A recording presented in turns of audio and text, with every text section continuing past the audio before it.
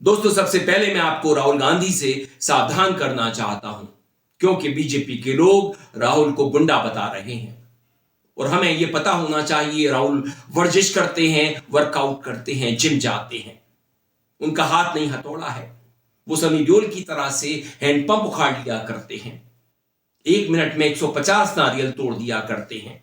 इसलिए बीजेपी के 240 सांसदों को, एनडीए के सांसदों को सावधान रहना चाहिए राहुल गांधी से।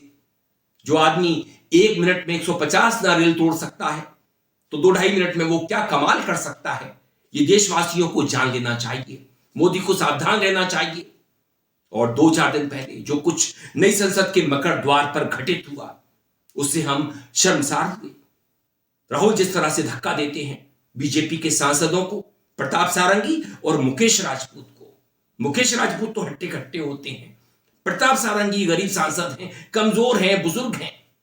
वो बुरी तरह से घायल हो जाते हैं, और इतनी बुरी तरह से घायल होते हैं कि दोनों को आईसीयू में भर्ती कराना पड़ता है। और वहीं से जो गोदी मीडिया है वो टेलीकास्ट शुरू कर देता है। मोदी जी उनका क्वेश्चन छेद पूछने लगते हैं कि आपको इतनी बुरी तरह से कैसे राहुल ने घायल कर दिया, आप संभल क्यों नहीं पाए।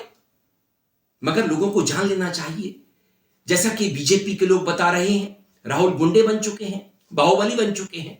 वो इतनी जोर से धक्का दे सकते हैं जिसके चलते बीजेपी घायल हो सकती है। मगर दोस्तों, इस सच्चाई को भी तो हमें जान लेना चाहिए।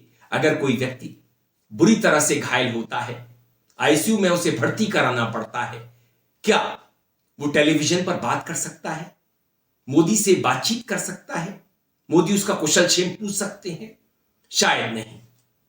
तो जिस तरह की पट्टी प्रताप सारंगी के माथे पर शुरुआत में हमें दिखाई पड़ती है, छोटी सी चोट थी, 1 सेंटीमीटर से कम की, एक बैंडेड लगी हुई हमें नजर आती है। मगर जब वो आईसीयू में होते हैं, समय के साथ वो पट्टी बढ़ती चली जाती है। जैसा कि हम कई फिल्मों में देखते हैं, अनिल कपूर को कई फिल्मों में देखा होगा कि वो लड़की को पटाने के लिए, लड़की को रिझाने के लिए पूरे शरीर पर पट्टी बांध देते हैं। तो प्रताप सारंगी जो पुराने पापी हैं, उड़ीसा में वीएचपी के अध्यक्ष रह चुके हैं, और जो ग्राहम स्टेन्स और उनके 2 बच्चों की हत्या दारा सिंह करता है, कार में जिंदा जला देता है, उस दौर में भी कहीं ना कहीं दारा सिंह के तार इन प्रताप सारंगी से जुड़े हुए थे। ये बजरंगी हैं, बजरंग दल से जुड़े हैं। और मुकेश राजपूत जो फर्रुखाबाद से आते हैं, बाहुबली हैं, वो राहुल के धक्के से इतनी बुरी तरह घायल हो सकते हैं और वो फोन पर मोदी से बात कर सकते हैं। तो दोस्तों, हमारे देश में नाटक चल रहा है, राजनीति नहीं हो रही है। मोदी सरकार को किसी की परवाह नहीं है, महंगाई की चिंता नहीं है। भ्रष्टाचार के बारे में वो बोलते तो हैं, मगर भ्रष्टाचारियों को वो अपने गले से लगाते हैं, सीने से लगाते हैं। और अब फिलहाल में तो अजीत पवार की जो संपत्ति 1000 करोड़ रुपए की इनकम टैक्स ने जब्त की थी, वो रिलीज कर दी है। तो दोस्तों, हमारे देश में जो जांच एजेंसियों का हाल है, मोदी सरकार का हाल है, इन्हें देश की चिंता नहीं है, कुर्सी की चिंता है। मोदी को कुर्सी की फिक्र है, अडानी की फिक्र है।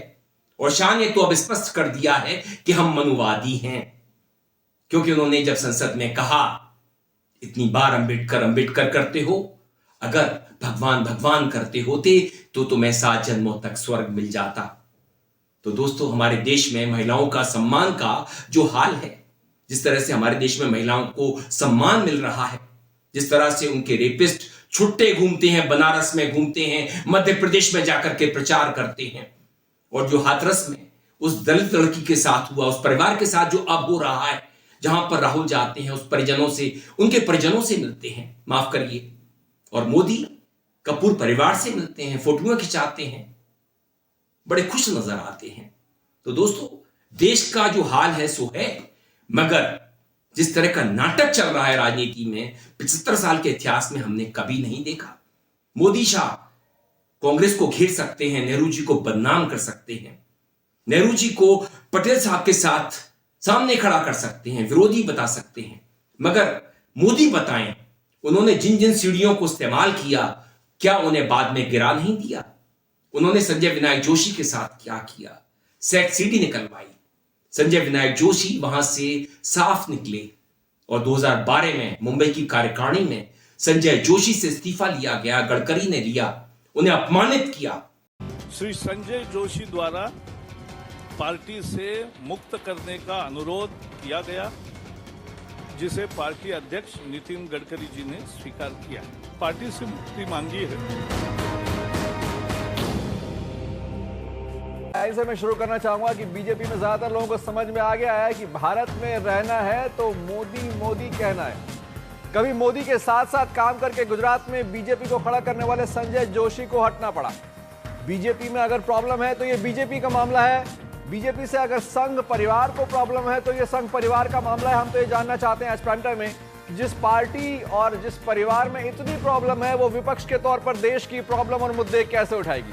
तो प्राइम टाइम में आज हम पूछ रहे हैं कुछ सवाल कि क्या देश की सबसे बड़ी विपक्षी पार्टी बीजेपी में मोदी के विपक्ष के लिए कोई जगह नहीं है, और यह भी कि क्या मोदी बीजेपी और संघ परिवार के रिश्तों में एक फांस बन गए हैं।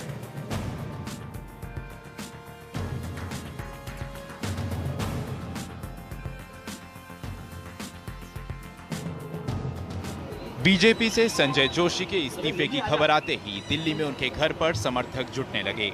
हालांकि तादाद ज्यादा नहीं रही। संजय जोशी किसी से नहीं मिले। घर के भीतर बंद जोशी फोन पर ही पार्टी नेताओं से बतियाते रहे। उधर पार्टी ने ऐलान कर दिया कि जोशी अब उनके साथ नहीं हैं। 15 दिनों के भीतर मोदी के हाथों जोशी की ये दूसरी हार है। तो मोदी किस मुंह से, शाह किस मुंह से बाबा साहब अंबेडकर के बारे में ऐसी बातें करते हैं और नेहरू जी को उनका विरोधी बताते हैं। तो दोस्तों, इनकी राजनीति को आप समझ लीजिए। हमारे देश की आर्थिक हालत बड़ी खराब है और देश के जो 200 बिलियनियर हैं वो 0.01% टैक्स देते हैं। हमारे देश में बिलियनियर बढ़ रहे हैं और जो मध्यम वर्ग हुआ करता था वो निम्न मध्यम वर्ग बन गया है। आज भी 81 करोड़ लोग राशन पर जिंदा हैं। मोदी जो दावा करते हैं करीब 25 करोड़ लोगों को गरीबी से बाहर लाने का, वो भी सरासर झूठ है। और मोदी जो दलील देते हैं कि अभी भी हम उन लोगों को राशन दे रहे हैं, तो दोस्तों क्या कोई भला चंगा आदमी जिसकी माली हालत अच्छी है वो राशन की दुकान से राशन लेने जाएगा? तो दोस्तों, देश में झूठ परोसा जा रहा है और जिस तरह से इन सांसदों को चोटिल बताया गया, ये झूठ का पुलिंदा था।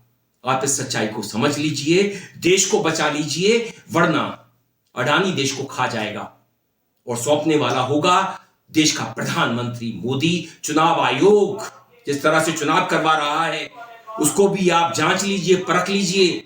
आपका वोट कहीं और जा रहा है, जहां आप देते हैं वहां नहीं जाता।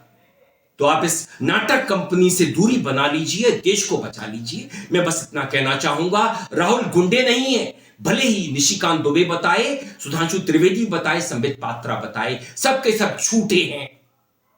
और झूठों का सरदार कौन है उसका नाम आप समझ गए होंगे। वीडियो पसंद आने पर आप इसे लाइक करें, दोस्तों साथियों में खूब शेयर करें, चैनल को सब्सक्राइब भी कर दें, बेल आइकन का घंटी जैसा बटन दबाएं जिससे कि आने वाले वीडियो की आपको नोटिफिकेशन मिल सके। आपकी प्रतिक्रियाओं का मुझे इंतजार रहता है। मेल आईडी और कमेंट बॉक्स में जरूर कीजिएगा। मैं था आपके साथ अरविंद, आप देख रहे थे मुझे अपने ही मंच अरविंद दिल से पर। नमस्कार, जय हिंद।